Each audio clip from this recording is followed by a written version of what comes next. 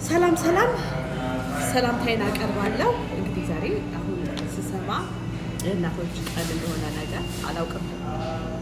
እንኳን አደረሰን እላለሁ። እናቶች ለእናቶች እንኳን አደረሳችሁ እላለሁ።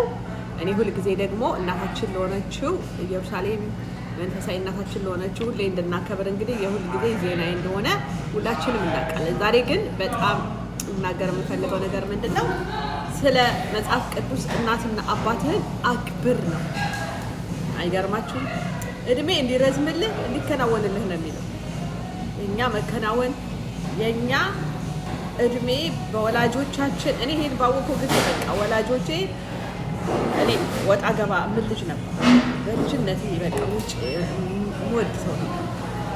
ግን እግዚአብሔር በዛ እንዴት እንዳስተማረኝ እናትና አባቴን በጣም አድርጌ ጉድ ኮሚኒኬሽን እንዴት እንደሰራው ነገር ሁሌ ነው የሚመርቁኝ ነው። ሁሌ በቃ ተባረኪ ነግሪ ማለት ነውና እስማል ቢዝነስ ምክንያቱም እድሜ እንዲረዝምልህ እንዲከናወንልህ በጣም ደግሞ እኔም እናት ስለሆንኩ ደግሞ በህይወቴ ልጆቼን በጣም ከጠናው ጥናቶች ውስጥ በወላጅ ልጆች ውስጥ ያለ እኔ በዛ ችግር ስላለፍ እንደ ወላጆቻቸውን የማይታዘዙ ልጆች ልክ ቃሉ እንዳለ መከናወን የላቸው በቃ ጦርነት ከድንጋይ ጋር እንደመገጭ።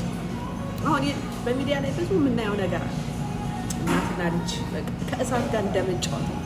የሚገርማችሁ መጽሐፍ ቅዱስ ላይ ብዙዎቻችሁ ታውቁታላችሁ። የማኖሎት ልጆች አይደለ የተባረኩትና ያልተባረኩት ሴም አባትየው በደል ሲሰራ አይቶ ስለሸፈነ ነው።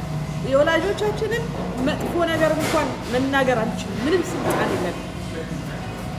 በጣም የተደረደረ ነገር አለ። ከእድሜያችን ጋር እናቱን የሚሰድብ በድቅድቅ ጨለማ ነው የሚኖረው። ዓለም እኮ ይሄ እኮ ነው ኃጢአት። በኃጢአት የተያዘ ሰው እኮ ነው የዓለምን የሚያስጨንቃት። እና ወገኖቼ ወላጆችን ማክበር ወላጆችን መታዘዝ ህይወታችን እንደሆነ እንድናስተውል ይገባል።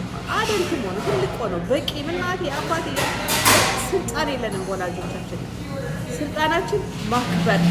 ምናልባት ያላመኑ ቤተሰቦች ሊኖሩ ይችላል። እንድንጸልይላቸው እንድናከብራቸው። ዓለም እንደምታዩት በእስራኤል ውስጥ ያለው ጦርነት ምንድን ነው ታውቃላችሁ? በሚታዘዝና በማይታዘዝ ልጆች እና እንደዛ እግዚአብሔር በቃ በሚታዘዙ ልጆች ላይ እንዴት ክብሩን እንደሚገልጥ ነው የምናየው ማለት ነው። ስለዚህ ወላጆቻችን እንድናከብር መጽሐፍ ቅዱስ ያዘናል። በዛ ውስጥ ደግሞ በረከት አለ፣ ህይወት አለ፣ ረጅም እድሜ እንኖራለን። ሁሉ ጊዜ እናታቸውን የሚወዱ ልጆች በጣም ሰክሰስ በቃ በጣም የመሻገር የማሸነፍ አቅም አላቸው። እንዲሁ በቃ አባቶቻቸው ጋር ክሎዝ የሆኑ ሰዎች እና